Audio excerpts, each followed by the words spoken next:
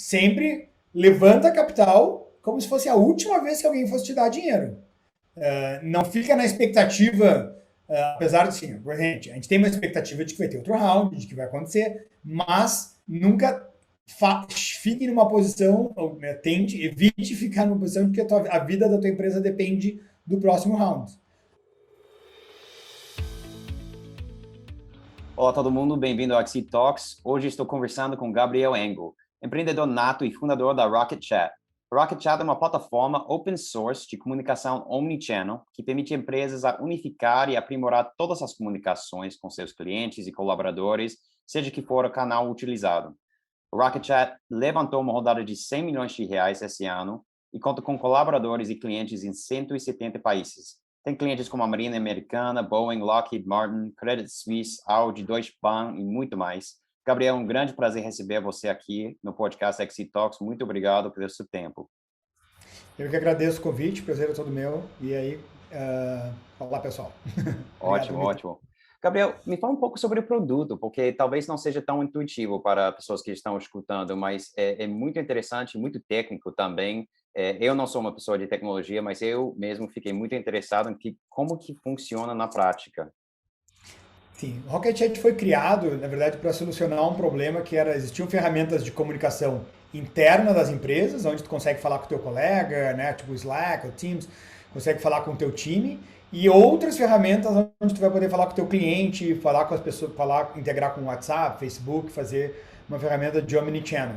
E a gente sempre pensou que comunicação não deveria ter barreiras, ela não deveria ter silos de comunicação dentro da empresa. Então a gente criou uma plataforma que ela pudesse, ao mesmo tempo, as pessoas dentro da empresa criarem seus grupos privados, grupos públicos, né, criar times e se comunicarem, e trazer também as pessoas de fora da empresa para participarem da conversa, estejam essas pessoas onde estiverem na plataforma que tiver, seja Facebook, seja Twitter, seja Instagram. Então, ele é uma ferramenta de atendimento ao público que permite qualquer pessoa de dentro da empresa falar com as pessoas de fora da empresa. Mas uma grande diferença é que a gente, na hora de desenvolver algo que era tão complexo, a gente queria ajuda de todo mundo. Então a gente criou um produto de código aberto. O que significa isso? Que qualquer um tem acesso ao código-fonte do programa e pode não só baixar e rodar gratuitamente, né? Tem uma versão community que quase todas as funcionalidades são gratuitas e disponíveis ao público, mas as pessoas podem alterar, criar white label, modificar, criar novas funcionalidades e até contribuir com essas funcionalidades de volta para o Rocket Chat. Então a gente diz que é um produto que já tem quase 2 mil desenvolvedores contribuindo para o avanço do produto. E outra característica por ser open source é que em vez de tu ter que usar esse serviço na nossa nuvem, né, tu tem a opção de baixar esse software e rodar em qualquer computador. Então, por que a gente tem clientes que nem a Marinha Americana, Força Aérea dos Estados Unidos, Departamentos de Defesa? Porque eles conseguem baixar o software e rodar numa nuvem privada ou num computador, né, privado, num servidor privado dentro da infraestrutura deles. E aí eles têm total controle de quem tem acesso a esses dados. Né? Esse dado, realmente, o que a gente chama de data ownership, se torna uma realidade porque ninguém mais, a não ser a própria organização, a própria empresa, tem acesso àqueles dados. Isso é uma diferencial incrível, parece. Eu fiquei chocado quando eu não sei se eu entendo completamente, mas o fato que a pessoa de fato seja o dono dos dados nessa época, esse age, de onde tipo depois de todas as divulgações de Edward Snowden e tudo isso e toda a preocupação que pessoas têm com privacidade e acesso aos dados, o fato que uma pessoa pode ter uma empresa pode ter uma ferramenta tão poderoso e ficar em 100% em controle dos dados é impressionante. Fez para nós é um grande diferencial positivo que diz, é privacidade e segurança. Então, é que tu não tenha que fazer uma escolha entre usar um produto de nuvem, né, moderno, com uma boa experiência de usuário, com integrações, com, né, muitas funcionalidades, e aí às vezes tem que fazer uma troca, e putz, mas se eu quiser ter os meus dados no meu computador, eu não tenho uma opção. Não, o Rocket Chat te dá o melhor dos dois mundos. Tu pode fazer isso e tu, ao mesmo tempo, continuar com total controle e ownership dos teus dados. Imagino que para ter o ownership dos dados, você também tem que ter os seus próprios servidores. Então, tem que ter um budget para realmente, porque parte do produto para muitas empresas é o fato que não tem que pagar o storage de todos esses dados também. A gente tem uma opção de SaaS, porque a gente entende que tem empresas que preferem não lidar com a complexidade de estar rodando um servidor. Sim, Mas os nossos maiores clientes e as grandes marcas que veem põem um grande valor na sua privacidade. Imagina a Boeing discutindo projetos de engenharia num servidor de uma outra empresa e não sabendo quem é que vai estar lendo esses projetos de sim, engenharia. claro. O Radian, a gente tem, por exemplo, a Força Aérea Americana discutindo os projetos do F-22. O quanto vale um blueprint do F-22, né, nas mãos erradas? Então, Pois é, A Força Aérea diz, não, esses aqui tem que ficar no computador nosso que a gente tem controle. Então, incrível. mas a gente atende os dois públicos, tanto quanto não tem, não precisa de tanta privacidade e quer delegar. A gente tem ISO 27001, a gente tem vários certificados de segurança de como a gente cuida da nossa nuvem para quem quer usar, mas a gente entende que existe o outro, né, extremo de segurança e privacidade. E até às vezes não é nem só por ser um extremo de segurança e privacidade. No momento que a empresa tem acesso àqueles dados, e hoje em dia com tanta linguagem sistema de interpretação de linguagem natural, AI, podem usar essas conversas e extrair insights sobre as conversas, sobre o clima organizacional, como é que vai o clima de conversar com os clientes, quem é que está entendendo de tal assunto, quais são os assuntos que estão acontecendo, entendeu? Tu se sente mais tranquilo de estar rodando várias ferramentas que vão estar lendo as conversas, extraindo insights, se tu está rodando aquela ferramenta, do que tu deixar um terceiro rodar esses insights em cima das conversas da tua empresa para te dizer alguma coisa. Né? É um outro nível de confiança que também tu não precisa estar se abrindo mão. Impressionante, impressionante. É, você deve bater de frente com os grandes de tecnologia com o seu produto, eu imagino, porque Sim, às vezes a gente vai está contra o competindo. modelo deles, né? Exatamente, muitas vezes a gente está competindo com o Google, com o Microsoft, com o Facebook, com o Slack, o Salesforce agora, né? E até a gente tenta fazer um modelo de negócio onde, mesmo quando duas empresas usando o Rocket Chat querem se comunicar, que os servidores delas comuniquem. Então, eles vão estar trocando informação só o que é necessário e cada empresa vai continuar com a sua cópia dos dados da sua conversa. Então, é essa tendência. Existe, acho, no momento, meio que uma guerra, uma batalha, vamos dizer assim, pela internet centralizada, né, que é um Google da vida, um Facebook, onde tem tudo está nos servidores deles, e a internet descentralizada, que é essa onda de cripto, né, de blockchain, de sistemas federados, aonde tu tira o poder de uma única organização de estar sendo o gatekeeper de quem pode falar o que, quando e onde, pode cortar pessoas dessa rede. A gente acredita que a comunicação é alguma coisa que não deveria ter nenhuma pessoa, um governo, alguém que pode ir lá simplesmente chegar e desligar uma pessoa, desligar alguém do processo. Então o Rocket Chat vai mais nessa tendência. Que a gente entende, nosso papel é prover para o mundo uma tecnologia para comunicação descentralizada, distribuída. Sim, tem toda a discussão também que é relevante sobre, por exemplo, pessoas utilizando, alavancando essas plataformas para ganhar audiência e tudo isso, e o risco de ser de-platform, de perder toda a Sim, audiência que você utilizou. exatamente. É super relevante essa conversa. Eu tenho muitas perguntas, na verdade, sobre esse movimento open source, super interessante. Antes que isso, eu só queria entender um pouco mais do user experience da pessoa que utiliza Rocket Chat. Então, o pessoal acesse um único programa e não importa se a mensagem vem de WhatsApp, vem de Facebook Messenger, vem de Slack, ele é como se fosse todos esses canais convergem em um aplicativo só, um interface só. Isso, mas só para deixar claro, assim, hoje o que a gente trabalha, a integração com WhatsApp, ou com Facebook Messenger, ou WeChat, Line, a empresa conecta na sua conta oficial. Então, como é uma ferramenta de comunicação corporativa, não é tão focado no consumer, o que acontece? Eu quero, por exemplo, um cliente nosso que é a Credit Suisse. Então, quem está na Ásia, lá em Hong Kong ou Singapura, quer falar com a Credit Suisse.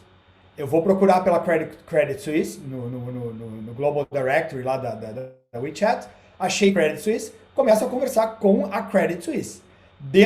Uma vez que a mensagem entra na Credit Suisse, o servidor de Rocket Chat vai descobrir, putz, quem é esse cliente? Quem é que é o account manager dele?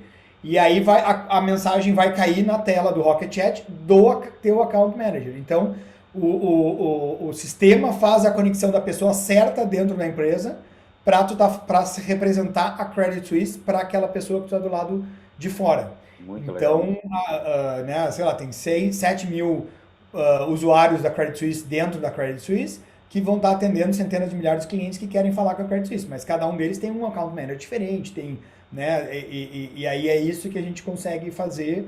Um dia, se daqui a pouco trocou o teu account manager, alguém saiu da empresa, entrou outro, se as pessoas fazem pelo WhatsApp, né? Muita gente às vezes tem o WhatsApp do seu gerente do banco. E aí fala com o gerente do banco pelo WhatsApp. Aí o cara foi embora, tu não sabe que já foi embora, ele levou junto as conversas, o histórico, né? Porque era um WhatsApp. No nosso caso, o sistema vai só pegar e começar a direcionar as conversas para uma próxima pessoa. A empresa continua com todo o histórico das conversas, continua sabendo, né? Aquela pessoa que saiu imediatamente perdeu acesso ao histórico das conversas. Então ele faz o lado de dentro do banco e usa o do banco, a organização, e usa todas as contas oficiais, seja um pop-up no site para fazer chat, na página do Facebook, no Telegram, no Instagram, todas essas nessas dimensões onde a empresa pode estar querendo falar com o cliente, aonde o cliente estiver. É isso que ela vai até o cliente. Isso dá uma experiência para o cliente também muito diferenciada. Fantástico. E dentro da empresa, entre os colaboradores, a experiência deve ser diferente, porque todos são da mesma empresa. Então, como que fica, por Sim, exemplo, com, por exemplo, uma empresa que tem grupos de WhatsApp dentro da empresa, como que você integralizar isso dentro do Rocket Chat? Sim, aí assim, grupos de WhatsApp, normalmente o que a gente recomenda, o que a gente faz é uma migração desses grupos para serem grupos dentro da empresa, porque a funcionalidade do app do Rocket Chat no mobile, no desktop, é muito parecida. Tu não, quer dizer, tem muito mais funcionalidade do que um WhatsApp. Então, tu vai ter toda a troca de arquivo, mensagem, mandar áudio, essas coisas, só que em vez de tu estar usando no teu mobile, né, quem trabalha na empresa está usando o WhatsApp, tu vai estar usando daí o client, o mobile app da Rocket Chat. E aí vai ter várias outras funcionalidades extras em cima, que é, além da videoconferência, áudio, essas coisas, mas tu ter grupo, tu poder ver quais são os grupos disponíveis dentro da empresa, pode ter grupos públicos por interesse que tu vai entrar, tu pode procurar, né, pessoas dentro da empresa por posição, o cara que tu precisa falar. Então te dá uma série de outras funcionalidades de uma ferramenta de colaboração interna que um WhatsApp não foi desenhado para ter e não vai ter essas funcionalidades. Legal. Isso me lembra também de outra dúvida que eu tinha sobre, por exemplo, a estratégia que você tem para expandir e atingir novos clientes. Não sei se vocês têm uma atitude mais de top-down, de abordar o CEO, o CIO da empresa, por exemplo, e tentar vender o software para eles e, assim, o software seja imposto na empresa inteira ou divulgado na empresa inteira do top-down, ou se mais uma estratégia de tipo, as pessoas, os colaboradores começam a utilizar, começa a viralizar dentro da empresa, vira tão bacana, tão legal que ou mais cedo ou mais tarde a empresa tem que começar a adotar porque todo mundo lá dentro já gosta tanto. É mais a segunda opção. Tá? A maioria dos nossos clientes foi a empresa, os usuários adotaram, esse departamento de TI adotou, começaram a difundir, a usar, daqui a pouco eles nos procuram, olha, a gente está usando já a versão gratuita há um tempo, mas agora a gente sentiu que precisa de suporte, ou a gente quer essa integração com a LDAP, o Active Directory, que tem na versão Enterprise, e aí faz uma compra de licença para passar para adquirir essas funcionalidades, esse suporte. Mas a grande maioria das vezes é assim, a empresa já está usando o Rocket Chat e já conhece. A gente tem, em média, por mês, 30 mil novas empresas ou, né, pessoas instalando servidores de Rocket Chat.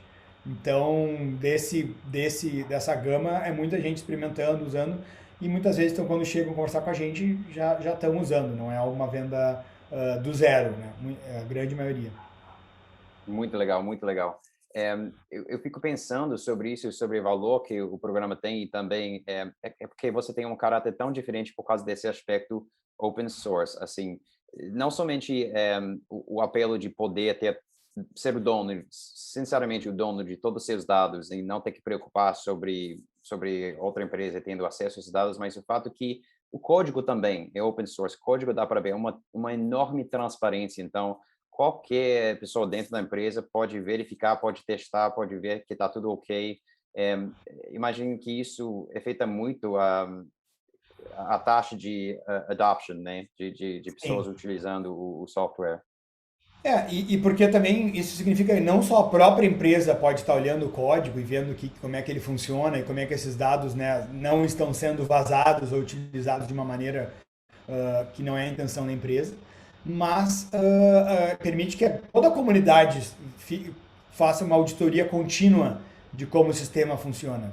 Então, existem várias empresas de segurança de tecnologia, né, que usam o Rocket Chat e elas mesmas continuamente auditam o Rocket Chat e veem, né, o que pode ser uma vulnerabilidade e às vezes até já sugerem o próprio, se tem alguma coisa que eles conseguem ver como é que seria melhor a segurança, eles já podem sugerir a mudança no código para ter essa melhoria. A gente fala, por exemplo, uma das primeiras grandes improvements, né, grandes mudanças, melhorias feitas na parte de segurança foi feito pelo Departamento de Defesa americano, que queria usar o Rocket Chat, né, dentro do DoD, em alguns departamentos, e sugeriu, olha, a gente quer fazer algumas mudanças para mudar a maneira que vocês controlam as permissões dos usuários.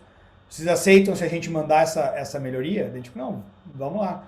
Aí eles trabalharam, um time do DoD trabalhou durante 3 meses e daqui a pouco nos mandou todas as melhorias para a gente incorporar no produto. Então, esse tipo de colaboração que existe com grandes empresas ou governos e todos os nossos usuários ganham benefício, porque uma vez que esse é incorporado de volta no produto, né, na próxima release, na próxima versão, todo mundo recebe essas melhorias.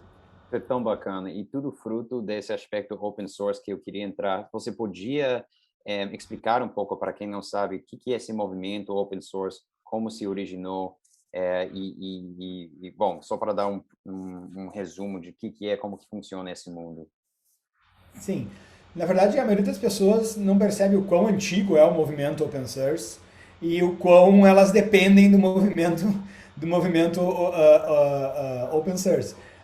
Né, se tu tem um telefone Android, o Android é um sistema operacional feito open source. Existem programadores no mundo inteiro que ajudam o Google a desenvolver. O próprio navegador Chrome que tu estiver usando, o código-fonte dele está aberto e tem pessoas no mundo inteiro ajudando a desenvolver o Chrome. O Google não desenvolve sozinho. O sistema operacional dos servidores, né, a maioria dos servidores da internet, onde tu está puxando teus dados, são Linux, né, ou Unix, que são sistemas operacionais de código aberto que foram feitos, né, já há décadas, que são desenvolvidos por pessoas que estão em empresas que contribuem para um código aberto e trabalham juntos.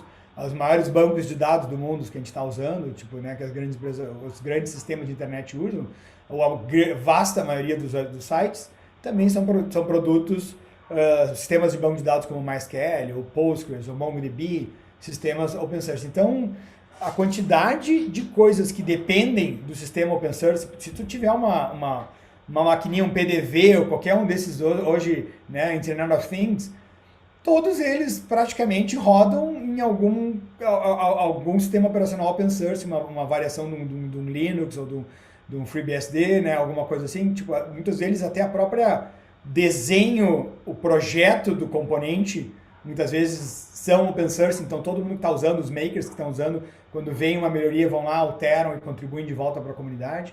Então é um movimento que começou desde o início da internet, né? O próprio protocolo da internet, os próprios primeiros sistemas que faziam a internet funcionar não eram comerciais e já eram feitos por vários departamentos acadêmicos trabalhando junto nos projetos para conseguir criar a internet. Então a internet nasceu open source, depois que vieram coisas de código fechado e, né, a exploração comercial, mas o modelo open source ele continua sempre existindo. A grande diferença é que ultimamente desenvolveu um modelo comercial de open source. O que significa isso? Isso que eu ia perguntar, porque acho que para quem está de fora de tudo isso, olha tudo isso e que bacana que você pode alavancar os melhores cérebros e todo esse trabalho de todo mundo inteiro em um único projeto, mas acho que pessoas de fora, tipo, tudo bem, mas como você comercializa, como você fica dono disso, como você monetiza? Exatamente. E aí que vem faz uma analogia com a estratégia de produto freemium, onde assim, tá, o produto é open source, todo mundo pode usar, mas quem está criando o produto se resguarda o direito de sim, tá, mas essa funcionalidade aqui eu vou deixar de fora. Quem quiser pagar, recebe essa funcionalidade ou recebe suporte. Tem empresas que comercializam pura e simplesmente só o suporte. Só paga quem quiser ter acesso a um suporte.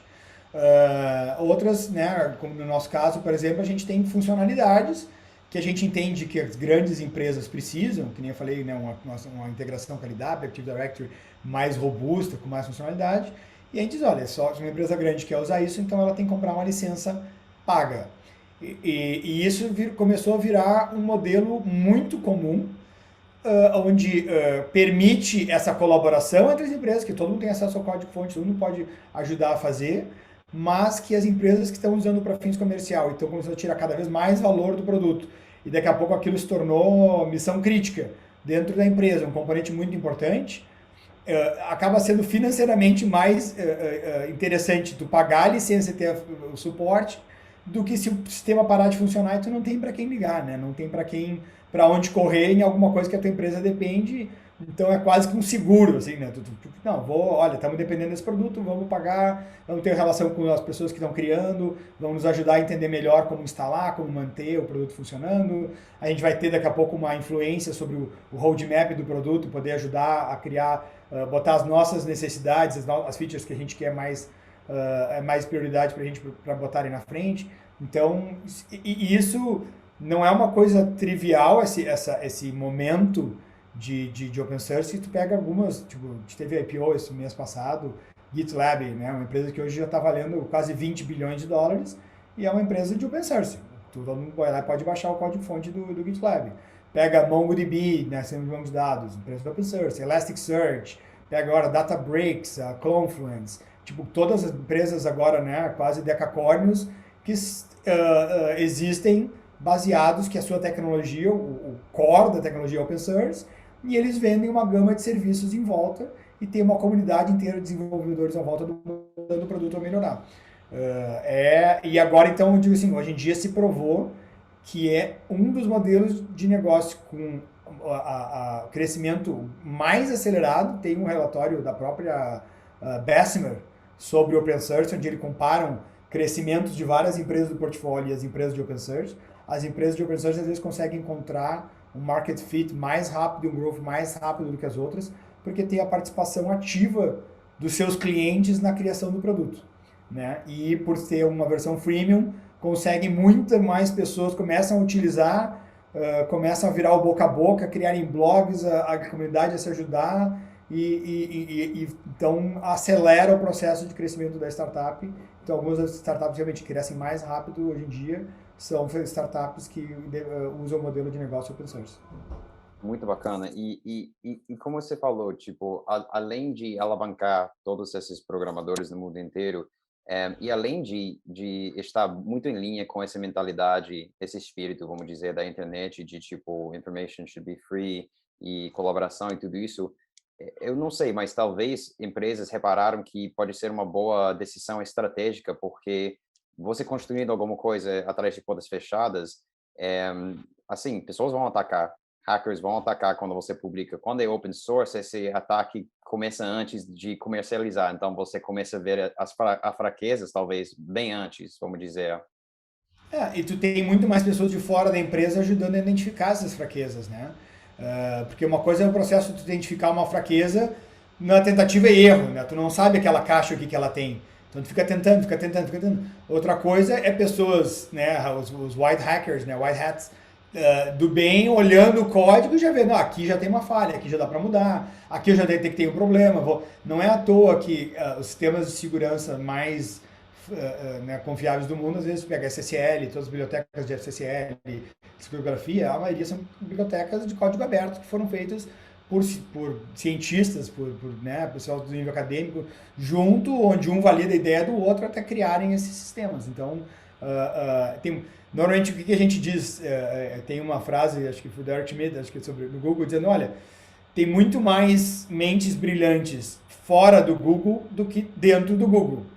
Então, se a gente consegue atrair outras, né, essas mentes a nos ajudarem a melhorar os produtos, melhor. Então, tu imagina se isso é verdade para o Google, para quando é verdade, acho que para qualquer outra empresa do mundo, existem mais gênios fora da empresa que daqui a pouco podem estar ajudando do que gênios dentro da empresa.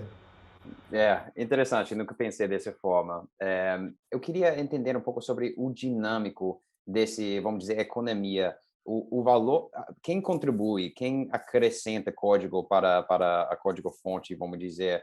O incentivo disso é porque a pessoa simplesmente quer utilizar para ele mesmo. Então, ele quer melhorar porque ele quer um melhor produto, melhor ferramenta para ele mesmo. É isso? Isso, o incentivo é reputação. Hoje em dia, Hum, muitos dos recrutadores de engenheiros, de pessoal de tecnologia, procura, espera no CV qual é o teu usuário no GitHub.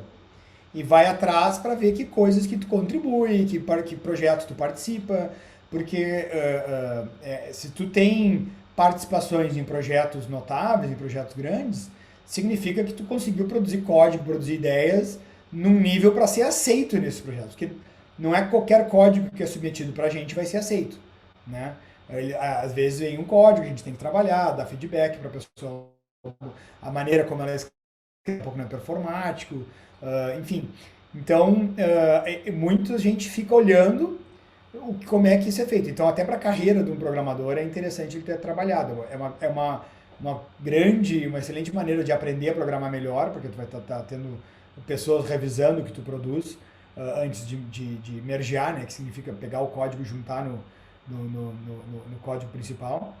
Mas também a maioria, assim, grandes, foi que nem eu disse, o Departamento de Defesa. Eles queriam aquela funcionalidade e estavam dispostos a fazer porque não estava no nosso roadmap.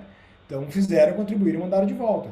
Assim como, às vezes, um programador, um contribuidor individual, o cara que está usando, diz, poxa, isso aqui era muito legal se esse botão fizesse mais tal coisa, ou se aqui tivesse um botão que eu pudesse clicar e já fizesse esse processo melhor. Ele vai lá, muda e nos manda, ó, melhorei. Aí te olha e diz, oh, legal, melhorou mesmo. Tá, só clica, a gente aceita e pronto. Na próxima versão todo mundo recebe a atualização. Então tem vários incentivos, mas não são. Tem um site até que gera incentivos monetários, que a gente chama de Bounty Search, aonde tem gente que põe dinheiro em cima de tarefas. E aí quem executa aquela tarefa automaticamente recebe o depósito daquele dinheiro. Então ela pode ver as tarefas aqui, pelo grau de complexidade, quantas pessoas querem que ela seja executada, tem $5.000 para quem fazer. Então a pessoa vai lá e, pô, vou eu fazer. Daí vai lá, contribui. Se a solução dela para aquele problema for incorporada no produto e as pessoas derem, né, ó, não, resolveu o problema, o próprio site libera para ela essa quantidade de dinheiro e ela pega. Então, é bem mais raro, é uma coisa, mas uhum. existe isso.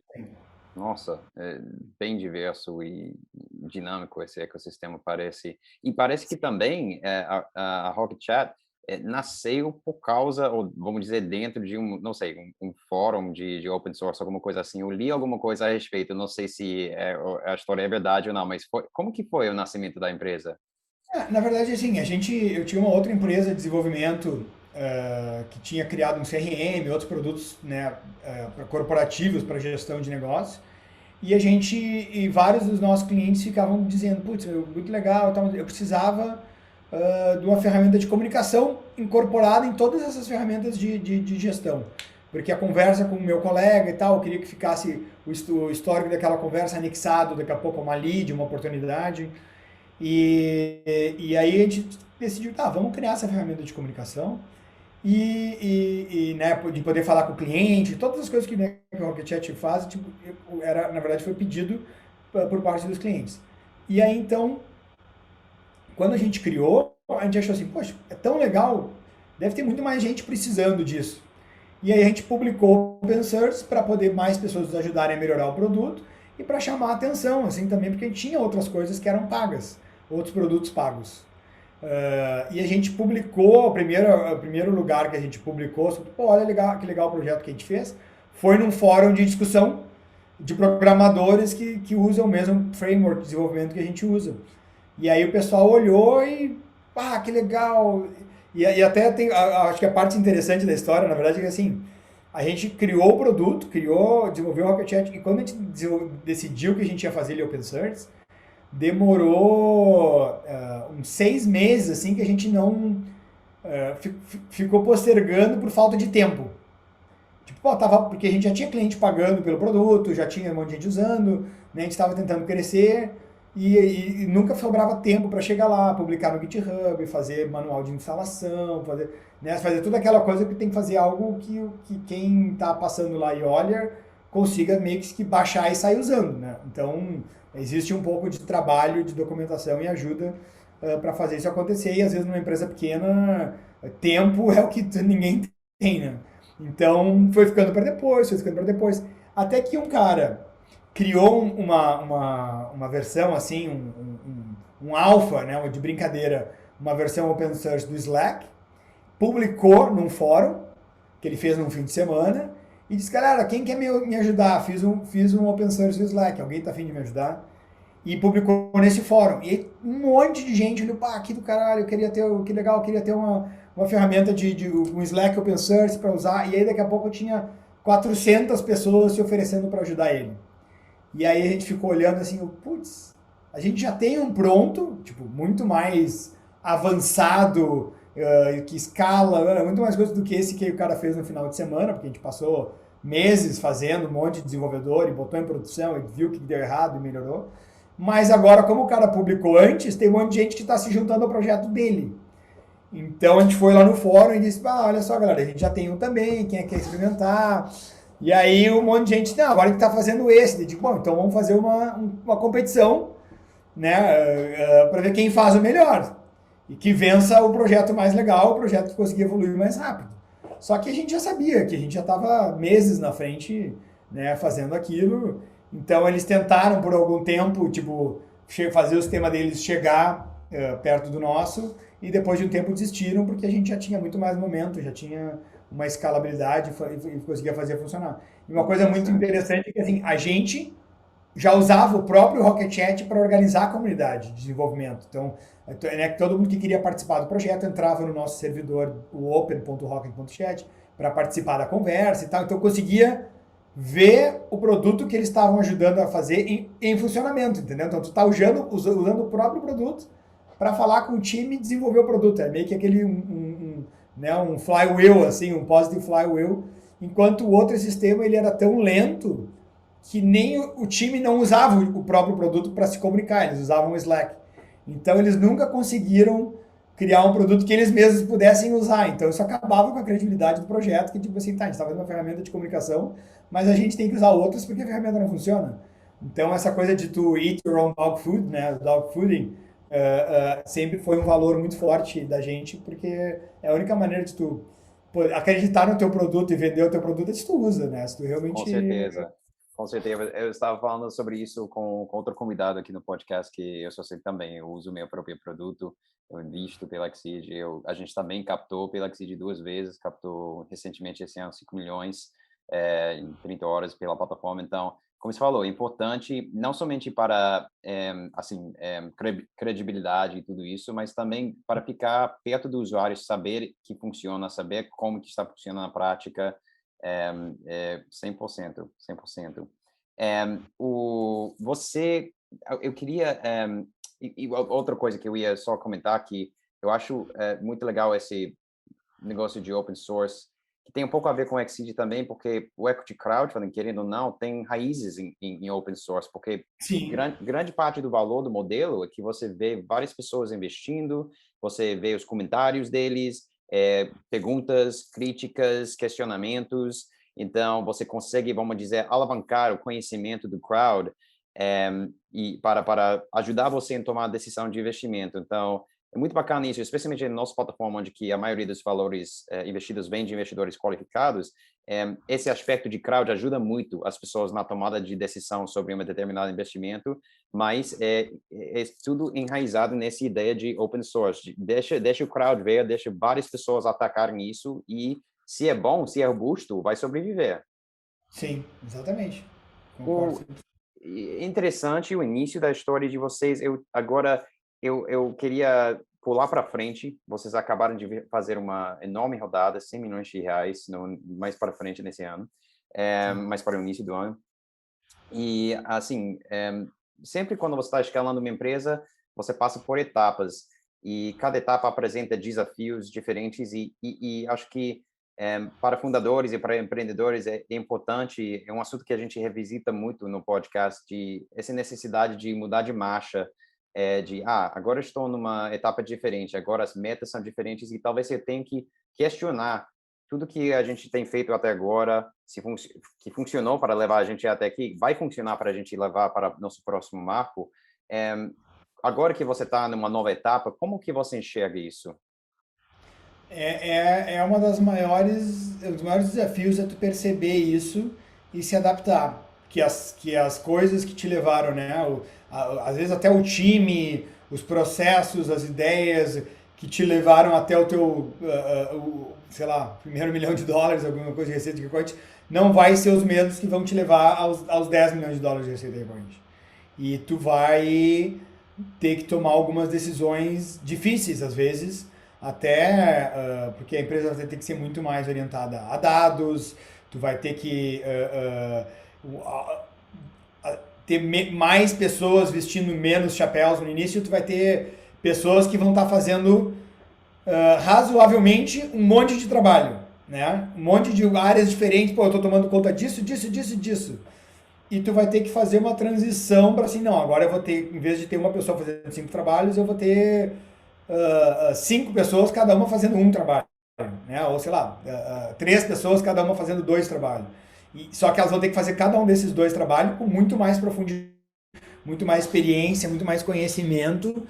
Então a transição que começa a acontecer no teu time e aí vai ver, algumas pessoas vão conseguir fazer parte dessa transição, algumas pessoas não vão se frustrar, não vão querer, então tu começa a ter uma rotatividade e uma reestruturação da empresa. Algumas gostam de ser genéricas, elas não querem se aprofundar em uma coisa só específica, elas gostam de fazer daquele momento. E aí elas vão procurar, acho que tem que chegar a uma conversa franca e honesta, e daqui a pouco elas vão procurar outra empresa que está naquela fase, né? Vão sair com o equity delas de ter trazido a empresa até onde ela está, ter tido então, e vão ver que assim, putz, eu não sou a pessoa que vai entregar o que a pessoa precisa na próxima etapa e vão sair. Algumas vão dizer assim, tá, não, tudo bem, entendo que agora eu tenho que abrir mão de tudo né, de todo o meu escopo dentro da empresa e para focar num e fazer esse um bem feito. Então tem pessoas que conseguem encontrar, putz, não, de tudo que eu faço, isso aqui é o que eu mais gosto. Então fico feliz de entregar isso para fulano, isso para fulano, isso para outra pessoa que está entrando, e eu vou fazer essa parte bem feita. Aí às vezes tem um outro desafio. Será que ela tem experiência para fazer aquela coisa bem feita? Ou ela vai conseguir se desenvolver na velocidade e aprender na velocidade que a empresa precisa para aquilo ser bem feito? Aí às vezes isso é um outro desafio à parte, nem sempre acontece também.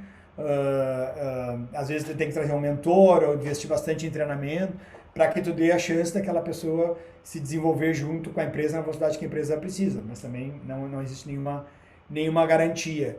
Então tem um pouco disso, de entender que as coisas nessa outra fase é muito mais, é uma questão de profissionalização da empresa, de relatórios, de relação com o investidor, de métricas, de entrega de resultado, e infelizmente a empresa parece, depois dessa transformação, parece que é outra estrutura organizacional. Às vezes pode até ter muita gente das que começaram, mas elas vão estar já em papéis diferentes, a grande maioria. E como que é a transição para você, especificamente como fundador e como, assim, você é builder, maker, você é programador. Eu entendo também que você tem uma história em administração também, mas muitas vezes eu já li vários casos onde que tem uma grande dificuldade em um fundador que é programador, que construiu o produto e o produto é o filho e está bem ligado com todo esse mundo, depois para transicionar e assumir esse papel de agora você CEO, vamos dizer, gerente, e você tem outras Sim. responsabilidades. Você não está mais tocando código, você agora tem que crescer a equipe, você tem que lidar com investidores e tudo isso. Então, como que ou foi esse processo para você?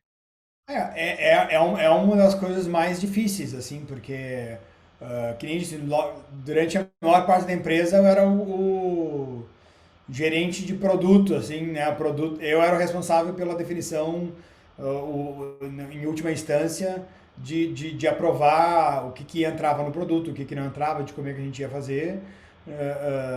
E durante muito, maior parte do tempo, a não ser assim, nos últimos 18 meses, talvez foi quando eu realmente comecei a não ter mais tempo e comecei a ver que eu estava deixando a bola cair, porque eu devia estar olhando o produto, devia estar olhando competição, devia estar fazendo decisões, eu estava falando com o investidor, estava falando outras coisas e daqui a pouco o produto começou a diminuir a velocidade de inovação porque eu não estava tendo tempo para me envolver. E aí vem aquela realização de que assim, cara, o que eu faço? Ou eu vou eu cheguei a gente trouxe um general manager para tomar conta de muitas dessas tarefas, alguém que era com a experiência em fazer isso, e eu achando primeiro que de repente ia me dar mais tempo para voltar para produto, mas continuou não sendo uma realidade. Várias outras coisas começam a surgir onde igual tomavam meu tempo até eu dar o braço, né, finalmente cair a ficha e dizer, olha, é o seguinte, eu preciso contratar product managers, criar cada um ter um squad, cada um responsável por uma área. Então, aí que a gente começou a ter todas essas contratações e até no final entender, não, eu preciso de um VP de produtos, alguém que vai estar cuidando de todos os product managers e eu posso daí só fazer a discussão no nível estratégico assim do produto. Pá, estamos indo nessa direção ou naquela, quais funcionalidades a gente vai dar prioridade para desenvolver, mas entender que eu não vou estar mais lá então uh, uh, podendo me aprofundar em cada uma das coisas como está sendo feito. E é uma sensação esquisita, tipo, é difícil, mas é algo que, com todos os outros founders e pessoas que eu discuti, é inevitável. Se o programa, né, tenta, assim como o próprio Facebook, Mark Zuckerberg fez a primeira versão do Facebook, mas uma hora tu contratou programadores muito melhores do que tu e vão estar dizendo, cara, não toca no código que tu estraga, tipo assim, tu não tá mais, não, e até aquela coisa, para ser um bom Isso é programador, interessante também. Uma vez que você está fora bastante tempo, você entrando causa problemas. causa problema, porque tu não tá mais a par das novas tecnologias, das novas, né, dos novos paradigmas de programação. Pô, um monte de tecnologia mudou e entrou, né? Então, tu não precisa, para tu estar envolvido em programação, não é só assim que tu tem que estar tempo programado, tu tem que estar tempo de estar sempre estudando, aprendendo o que está acontecendo, lendo fórum, participando, assim, né, para tu estar no top do jogo. Então, é impossível continuar nisso. E aí, então, primeiro usei a programação, fiquei só no produto, depois tive que liberar o produto para vários product managers, e daí tu vai confiando neles, é um VP de produto, e hoje eu vejo que quando o VP de produto dá, né, o Chris, ele dá uma resposta, alguma coisa sobre, e eu penso, putz, era isso que eu teria dito, é o que me dá a segurança de dizer assim, tá, eu consegui escalar a empresa, porque tem outras pessoas que entenderam a filosofia do produto, onde é que a gente quer chegar, o que os clientes precisam, então eu não preciso estar em todas as reuniões repetindo e defendendo o produto. Agora tem um time que está fazendo isso. E aí que dá para acreditar que a empresa pode escalar além do founder.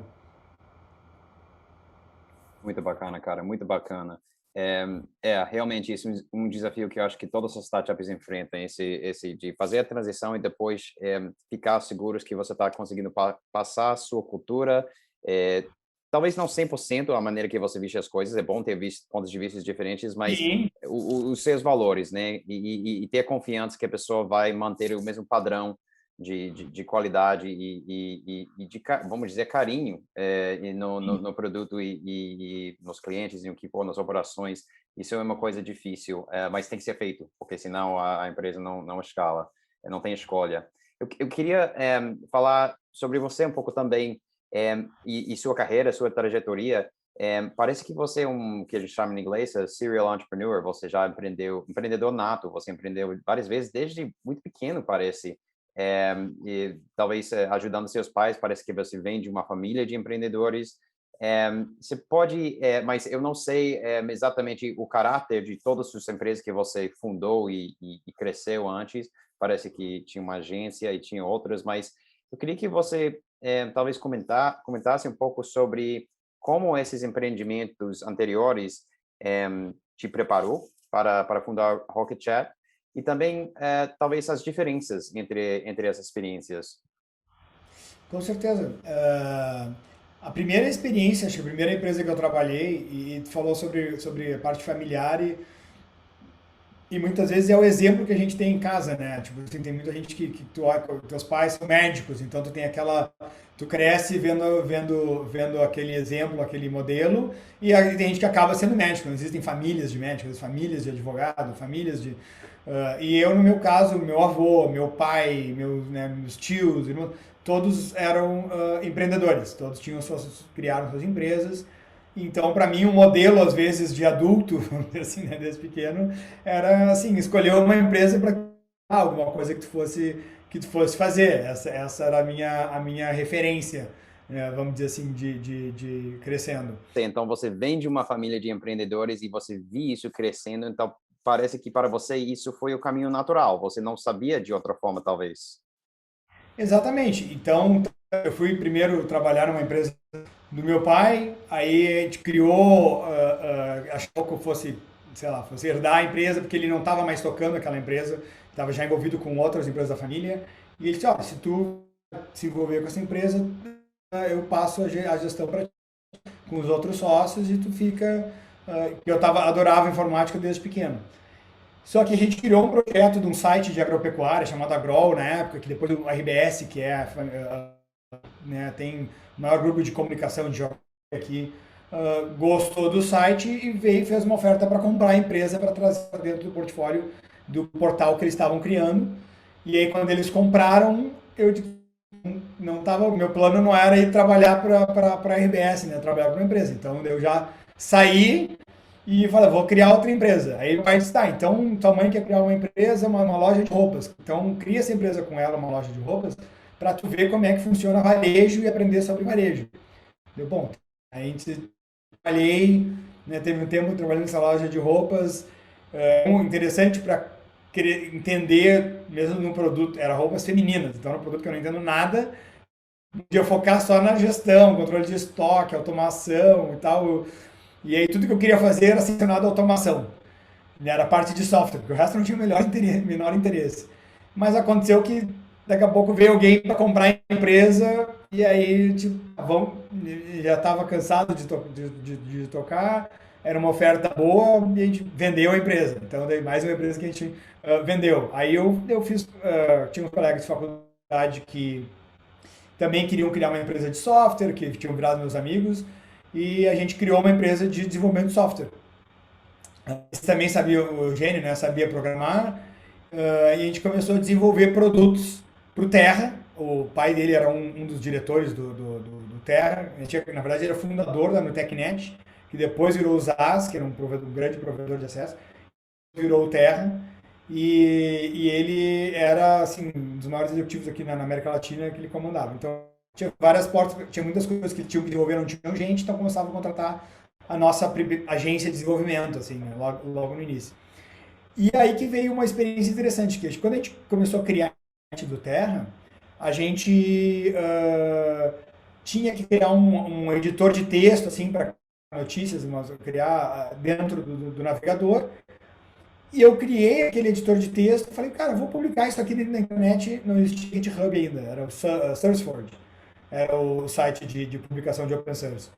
E aí eu publiquei para ver o que acontecia, só porque a gente usava MySQL, usava PHP, usava Linux, usava tudo que era open source. Tipo, vamos dar um give back.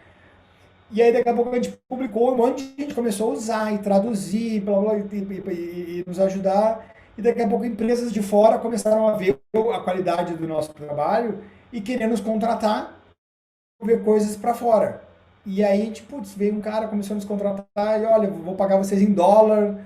E era muito mais dinheiro do que a gente conseguia cobrar por hora no Brasil. E tipo, olha só, a gente fez um produto, botou na internet, open source, chamou a atenção de um monte de gente. Começou a ter clientes, né, pagando em dólar. E aí isso foi a primeira vez que me deixou essa marca de, querer criar uma empresa global, porque não dependia mais só da economia brasileira, que às vezes podia estar entrando em crise. E aí tu vê o teu mercado diminuir, mas daqui a pouco um país está entrando em crise e o outro está expandindo, né? E aí diversificado seria uma maneira muito mais eficiente de tu poder resistir a crises e aproveitar oportunidades. E o open source como uma maneira de distribuir, porque a gente não tem que investir nada em propaganda e a gente era conhecido já em vários países, né, por empresas de vários países. Então, esse foi o embrião do que depois se tornou a Rocket Chat, foi esse primeiro projeto. Eu acabei, aí, com vontade de fazer uma empresa internacional, que eu formei, me mudei passei um tempo nos Estados Unidos, depois me mudei para Londres, para abrir uma filial da empresa lá. Né? Combinei com o meu sócio de que eu ia para lá ficar um ano abrindo a empresa lá. Acontece que eu, em vez de ficar um ano, fui ficando dois, não decidi que eu não queria mais voltar. E aí, meus sócios queriam focar, eles não compartilhavam dessa mesma espírito de querer fazer uma nacional que eu tinha, focar em clientes grandes no Brasil, que a gente tinha acesso, espalhados pelo mundo. E aí eu disse, bom, eu não vou voltar para o Brasil, vocês não querem mais vender internacional, então quem sabe aí eles me compraram a minha parte da empresa e eu de novo, né, saí da empresa. Aí eu quis experimentar por um tempo trabalhar em outras empresas grandes para entender como é que funcionava, então eu trabalhei na Vodafone, trabalhei em outras empresas, mas a maior, por exemplo, foi a Vodafone por quase 2 anos. Uh, como um gerente de produto, criando coisas global. E aí, uma experiência do que é uma empresa realmente global, com sedes em 60 países, com times de desenvolvimento, tentando criar um produto e, ao mesmo tempo, a frustração de lidar com a politicagem, de lidar com gate de aprovação, e aprovação de budget. De, putz, olha só, tipo, a gente tem a ideia, mas a gente passa 20% do tempo executando e 80% vendendo a ideia para diretor, para não sei o que, pegando buy-in, fazendo né, stakeholder management, e aí eu me cansei, não, eu vou voltar para o mundo de startup, que era mais fácil tu poder decidir uma coisa, combinar com o time que vai fazer e começar a fazer e não ter que pagar 10 vezes mais pelo preço, porque tem que contratar a Accenture ou tem que contratar a Sapient para desenvolver, então, tipo, não, vou contratar um freelancer aqui de design, o cara vai fazer os mock-up, eu vou aprovar, já vou... E aí voltei a empreender, daí que eu criei, né, com outros sócios, essa empresa de desenvolvimento de software, que depois dela saiu o spin-off do Rocket Chat, e com o Rocket Chat era aquele embrião do open source, do internacionalização, e aconteceu tudo que eu estava esperando, mas vezes 100. Foi mais internacional, mais adesão, e acabou virando o que é hoje a Rocket Chat. Hoje a gente tem funcionário em mais de 30 países. A gente estava falando sobre a sua carreira e, na verdade, tinha 3 coisas que eu queria só tocar para ver o que você acha sobre como essas 3 coisas são diferentes e como você enxerga. Então, você já tinha experiência de trabalhar em empresas, vamos dizer, que são mais tradicionais. Pode Sim. se chamar de lifestyle business, empresas mais voltadas para não é para necessariamente escalar o mais rápido possível, é para ser lucrativo, gerar um cash flow para os donos. Então, você tem uma experiência com isso, e também tem experiência em vender esse tipo de empresa, que eu queria voltar a esse assunto, mas também você tem experiência em uma grande multinacional, enorme, que, como você falou, atua em vários países, e agora você está tocando uma empresa que está escalando de uma taxa frenética, e que está nesse trilho de capital de risco, de rodadas de investimento cada vez maiores, e a meta é realmente crescer o mais rápido possível e multiplicar o valuation da empresa ano atrás ano e tudo isso. Então, acho que são modalidades diferentes. Você tem experiência nos 3. Você podia comentar um pouco sobre cada um, não sei, coisas que têm valor em cada um, diferenças, não sei. Eu fico muito interessante porque são poucas pessoas que têm toda essa experiência em cada aspecto, sabe? Sim. Eu acho que a experiência de tentar crescer uma empresa organicamente, né, reinvestindo o dinheiro que ela gera, a grande maioria das vezes é um ritmo diferente de quando tu consegue uma injeção de capital. Só que torna tu tentar um cuidado com a maneira que tu vai gastar o dinheiro no retorno de cada, né, dólar, cada real que tu vai gastar, muito maior. E também uma aversão a risco muito maior. E que às vezes ah, pode te desacelerar até demais, que tu sabe que a empresa depende disso, ela não pode fazer muitas apostas muitas vezes, né? Porque ela tem o capital que ela tem e o dinheiro que ela tem. E uma experiência, às vezes, mais, não é, foi uma experiência própria, mas uma história que muitas vezes escutei ao longo da minha infância, era que meu avô, que criou empresas também, e conta de que 2 vezes, praticamente, ele chegou a perder tudo porque fez apostas maiores do que a empresa, e às vezes por fatores externos que, tipo, não tava, né, não achava que aquilo pudesse acontecer, às vezes mudou ou o governo faz uma mudança jurídica e tal, e ele trabalhava com um movimento de urbano, então criar prédios e às vezes faz um projeto maior que depende de alguma coisa de um banco, do governo, não sei o que, e né, vai alavancado. E às vezes quando dá errado, tipo assim, tu já deve ir lá e faz aqui, e várias vezes ele teve que vender os assets que tinha para cobrir a empresa, para não perder a empresa, para poder. E eu vi o quanto, né, às vezes, tem que dar uns passos para trás. Então, isso que ele era uma pessoa risco moderado, mas gostava, queria crescer rápido, só que o capital próprio, às vezes, né, em debt venture, mas assim, não era debt funding, nunca teve venture funding. Sim, sim, sim, não existia. Então, mas agora com a Rocket Venture Funding, tu entra num rumo assim, cara, ou tu cresce rápido, ou os investidores vão perder interesse em ti. Né? Se tu não Pois estiver é, crescendo eu acho triple digits todo ano, se tu não estiver crescendo 3 dígitos por ano, não é interessante para os investidores. Então, que o jogo é entendido a ser diferente entre todos os não, stakeholders. é totalmente diferente. Tu tem mais stakeholders, tu tem sócios, né, que vão tem desses poder de decisão sobre a empresa, de influência, tu tem uma board, tu tem uma pressão para crescer, tu tem que achar maneiras de continuar crescendo, né, 3 dígitos por ano, mas tu tem muito mais o incentivo a tomar risco, a tentar fail fast, tipo assim, tenta Ele ver se não dá certo. incentiva esse tomada de risco. Ter passado por empresas onde tu tem que estar preocupado com a qualidade de onde é que está investindo o dinheiro, talvez ajuda tu ter um centro, porque tem muita empresa que vai lá, queima o capital como se não houvesse amanhã, né? E daqui a pouco não tem o que mostrar de resultado por isso, e aí chega na próxima rodada, não, cara, tu não mostrou resultado, ninguém vai continuar apostando em alguma coisa, tipo assim, tá, a gente botou aquele primeiro a quantidade de dinheiro para ver o que era o retorno, o que a empresa expandia, né, achava o market fit, desenvolvia, né, não deu certo, ok, nós não vamos investir mais, e aí a empresa não dá nada de resultado, ela vai ser extinta. Então, eu acho que uma coisa que acho que você está falando que existe um sweet spot, a gente fala em inglês, Isso. tipo, onde você não é conservador demais, como se fosse seu próprio capital e sua própria vida on the line, em risco, se a aposta não der certo, mas ao mesmo tempo você não pode ser irresponsável, porque money doesn't grow on trees, o dinheiro não vai cair do céu se você não apresenta nenhum resultado, sabe? Exatamente. Então, uma coisa que o Citsi, eu fiquei amigo do fundador do GitLab, e uma coisa que ele sempre dizia, que eu lembrava nas rodadas de investimento dele, que é raise as it your last round. Sempre levanta capital como se fosse a última vez que alguém fosse te dar dinheiro. Não fica na expectativa, apesar de sim, a gente tem uma expectativa de que vai ter outro round, de que vai acontecer, mas nunca fique numa posição, né, evite ficar numa posição porque a vida da tua empresa depende do próximo round.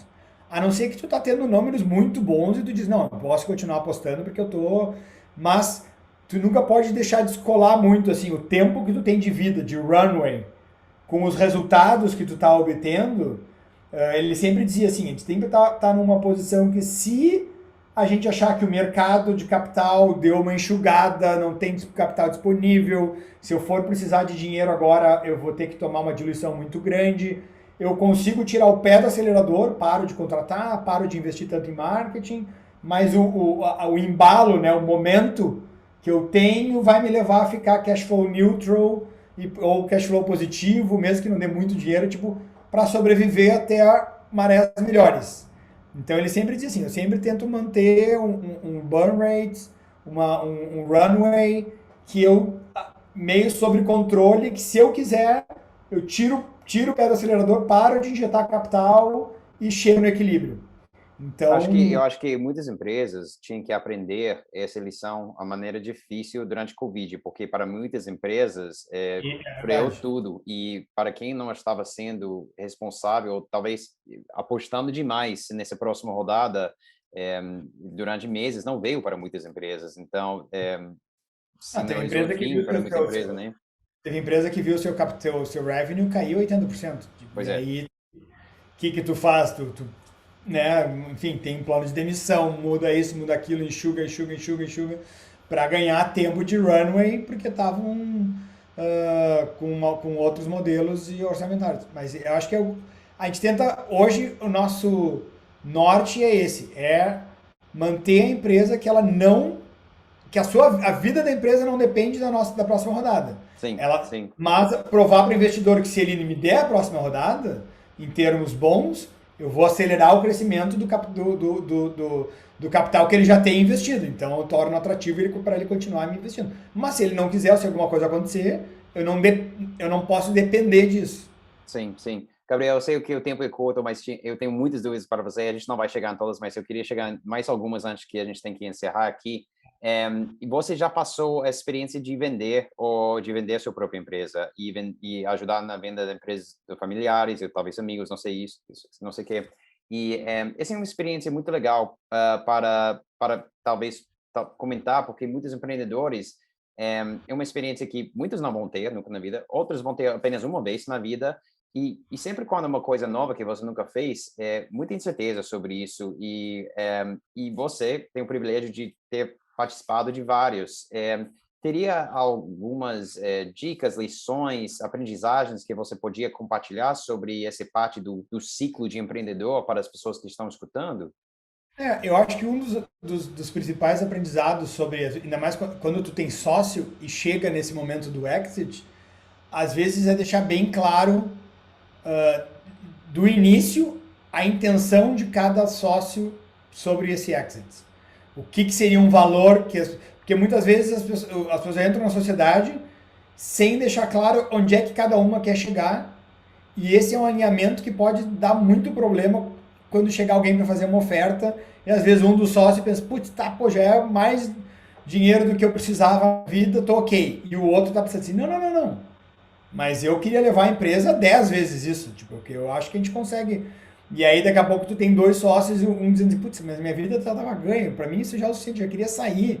E o outro, tipo, não, mas eu não quero, o cara quer me fazer vender. Então, acho que uma das primeiras lições que eu tive e que eu vi é o quão importante é ter esse papo sobre o exit, sobre a venda ou até a saída de um sócio, alguma coisa, antes de começar a sociedade. Eu já ouvi pessoas falando que é importante planejar o final da empresa e não o início da empresa. Exatamente. Isso eu já passei por momentos onde sócios que eu não tinha isso planejado. E aí tu queria tirar um sócio, o cara queria sair, e tu começa essa discussão, tá, mas quanto é que vale a tua parte? Putz, não, mas eu acho que vale tanto, eu contribuo com tanto. Não, mas eu não. Aí nesse momento as pessoas já não estão mais se entendendo muitas vezes. O goodwill já se foi, tipo assim. E Já aí azedou. já azedou, e aí chegar a um acordo fica muito mais difícil. Enquanto eu já vi empresas onde tinha já no contrato já as cláusulas de dissolução e de saída dos sócios, e aí assim, não, cara, tu vai sair, quem quiser sair vai ganhar X vezes EBITDA, sei lá, X vezes revenue, menos não sei o que, tá calculado já, entendeu? A gente concordou lá no início. Ah, tá, ok, executa o que estava controlado. Não que é sem discussão, porque às vezes o cara diz, pô, mas não era justo, muda um pouco. Mas tu já ancorou no que era a discussão e a regra do jogo. Então, às vezes, um bom advogado, para deixar as regras do jogo e pensar em todos os outcomes, pô, morreu um sócio, saiu um sócio, deixou para a família, o cara quer sair porque quer fazer outra coisa e não está mais interessado, ou os outros sócios querem que ele saia porque o cara não está mais contribuindo como deveria, né? A pessoa, aquele sócio não está mais contribuindo como deveria. Então, ter tudo isso falado no início faz uma grande diferença. E até depois, até com os investidores, porque os investidores, né, eles sabem fazer isso, eles chegam e dizem, olha, a gente vai sair, a gente quer X vezes o capital, se alguém comprar, nós vamos ganhar o dinheiro primeiro, nós vamos ter X vezes o nosso capital investido primeiro para pagar a nossa parte, depois divide. Então, eu diria que lê bastante, assim, quem vai ter sócio, tem o Venture Deals, que explica todos os termos Com certeza.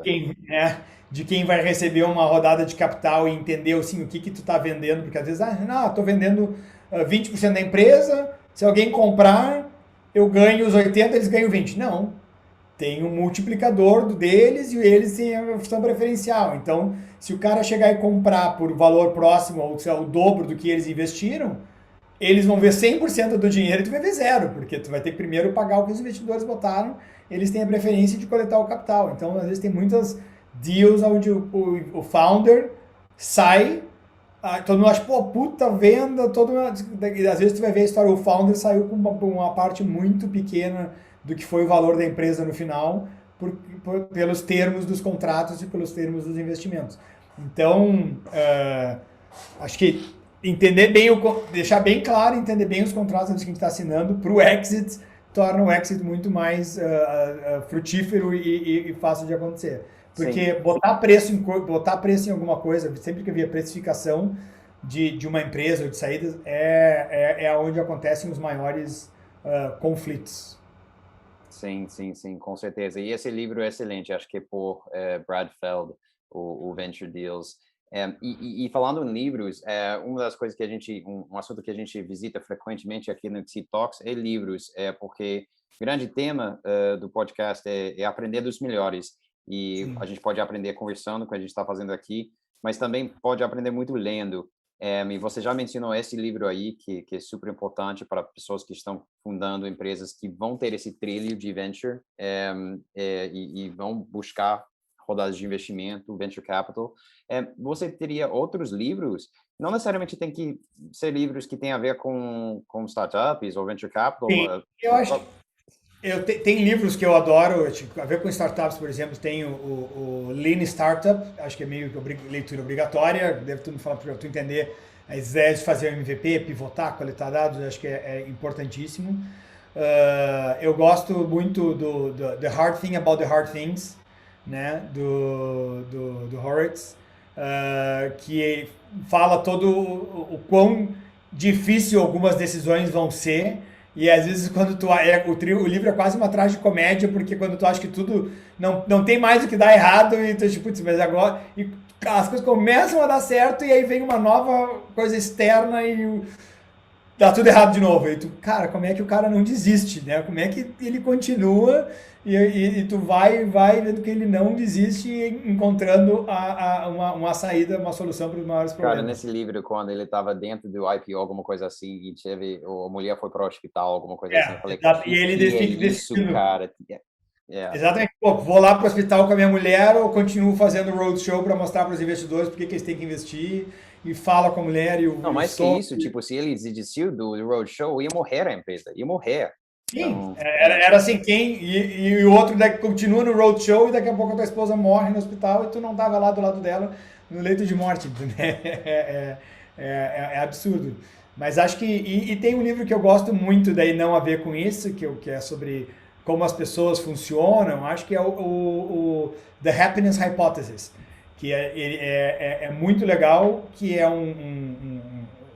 ele analisa a história e as maiores da história da humanidade, tentando entender do ponto de vista científico por que algumas religiões e filosofias chegaram a alguns conceitos sobre o que é ter uma vida plena e do que faz, como funcionam as nossas vias, né, de dopamina e tal, neurológicas, como é que a gente busca a felicidade. Então, ele, com foco de psicologia evolutiva, né, de entender a gente como, né, animais que se evoluíram para ter uma certa reação a tipos de estímulo, como é que essas religiões se construíram em volta dessas características do nosso cérebro e como é que tu pode usar isso a teu favor e como é que tu pode entender quando tu está sendo tá à mercê de um instinto ou de alguma resposta que nos serviu enquanto animais na selva e agora elas nos atrapalham. Então, tem muita coisa do aquele Thinking Fast and Slow que ele conversa nesse livro.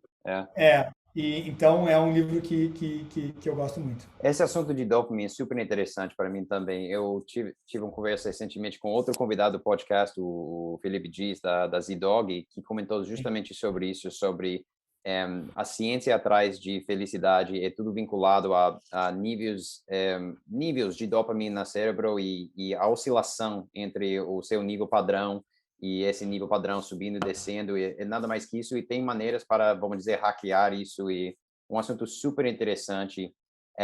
Inclusive, se você tem interesse nesse assunto, eu escutei um podcast muito bom sobre esse assunto por um neurocientista. Eu tenho interesse, sim. O nome dele é Andrew Huberman. Ele tem um laboratório em Stanford. Ele tem um podcast e tem um episódio sobre esse assunto exatamente, sobre níveis de dopamina e como que como que a gente se sente, né? Não é nada mais do que uma reflexão dessas oscilações de níveis de dopamina no cérebro. Sim.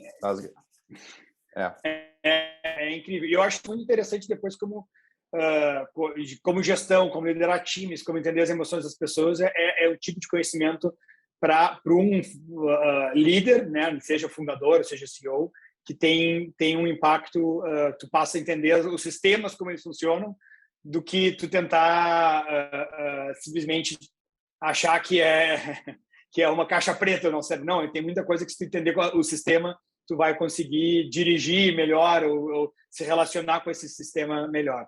E acho que eu li o último que eu gostei, esse Radical Candor. Eu achei muito legal, porque tem a ver com a minha maneira de gerir pessoas. Então, para mim, teve um impacto profundo de ver isso, algumas ideias na cultura. Sim. Fantástico. Gabriel, eu sei que você tem outros compromissos. Tenho. Você teria um último closing thoughts, uma última mensagem para os empreendedores que estão seguindo o podcast? Eu diria algo que o Steven Wozniak falou numa call que a gente estava com o pessoal da Mana X, que todo mundo deveria experimentar empreender um dia, porque é uma das maiores aventuras que tu pode passar. Fantástico, cara. Fantástico. Gabriel Engel, da Rocket Chat, muito obrigado pela presença, pelas aprendizagens. Foi uma conversa excelente. Obrigado. Muito obrigado. Até mais. Até mais. Tchau, tchau. Tchau. Sou Brian Benioff, diretor da Axid. Espero que você tenha gostado desse episódio da Axid Talks. Para não perder próximos episódios, dá aquele seguir no seu aplicativo de podcast e procura Axid online nas redes sociais e em nosso site, axid.com. A gente se vê no próximo episódio.